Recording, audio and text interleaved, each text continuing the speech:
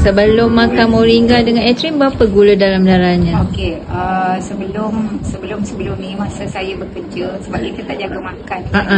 Lepas tu kita belasah aja. Mula-mula saya dah 10 tau. Tapi doktor saya masa tu bagus. Dia kata awak nak makan ubat ke awak nak kontrol kawal saya. Lepas tu masa tu saya rasa macam dengan okay, saya tak nak makan ubat. Boleh kan. Bila saya tak nak makan ubat tu lah gula saya naik 20 something. Saya tak ingat 25 ke something macam tu. Barulah doktor kata tak boleh. Awak dah kena ambil ubat kan. Lepas pada tu lah saya start ambil ubat. Masa saya ambil ubat tu dia turun lah kan. Betul. Tapi dia turun, dia fluctuate lah kan. Dia kadang-kadang 7, kadang-kadang 8, kadang-kadang 6. Tapi disebabkan saya ambil ubat tu dia jadi turun 6 tau. Mula-mula 5.9. Lepas pada tu bila ukur jari ni sebenarnya tak tepat. Yang tu 4.2, 4.8. Maknanya happy lah kan. Kita ingat dengan ubat. Tapi bila saya ambil moringa ni, tapi dia fluctuate juga tau.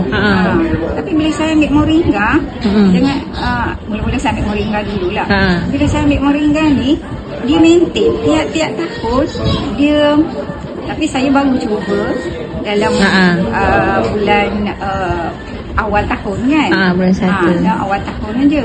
Jadi dia start daripada situ. Bila saya test, saya ambil darah untuk last year 6 point lebih lah, 6.7 something like that. Tapi bila saya ambil yang tahun ni, dia turun 6.2. Jadi bila saya tak puas hati, yelah KKM dia kan banyak passion dia. Dah tu kena turut. Saya pergi sendiri kat swasta. Saya ambil test, memang maintain 6.2. Saya syak lah. Saya syak. Enggak lah. Sebab saya tak ambil ubat lain tau. Tak ambil macam ubat apalah semua yang ubat hospital makan. Hospital tak. Ubat tu pun saya beli. Sebab hospital dia bagi kat saya ubat tu macam saya tak boleh sebut. Dia menggigil. Macam cakap kalau saya ambil tak cukup gram ke terlebih gram. Tak tahu. Tapi pukul 11 saya dah menggigil. Saya kata doktor kenapa ni? Doktor kata mungkin tak cukup gram awak. Tapi kita tak ada ubat dah, dia kata. Jadi saya beli ubat Janumet. Janumet tu tak ada supply dekat KKM. Jadi saya pun tak nak jadi bahan ujian kan. Tak apalah kalau tak ada, saya boleh maintain dengan ubat Janumet saya.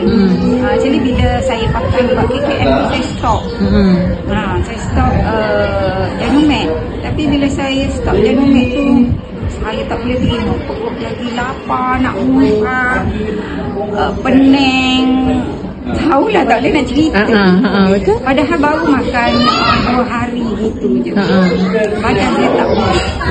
Lepas tu saya pergi klinik balik. Saya kata kenapa doktor? Ubat ni sepatutnya menyembuhkan ni lagi teruk saya. Dia kata agaknya dia tak sesuai. Saya pulang balik lah. Lepas tu yang bila kan saya try awal tahun. Saya try ni, saya rasa tak adalah. Saya selalu sebut, saya selalu kena gastrik. Saya tak ada lah. Bukanlah tak ada, nanti mengapa kurang. Dah tak diserang angin itu yang saya macam dengan something lah, something lah. Dalam moringa ni yang boleh menyembuhkan penyakit dalaman. Betul. Saya sangat-sangat appreciate. Alhamdulillah. Terima kasih Kak.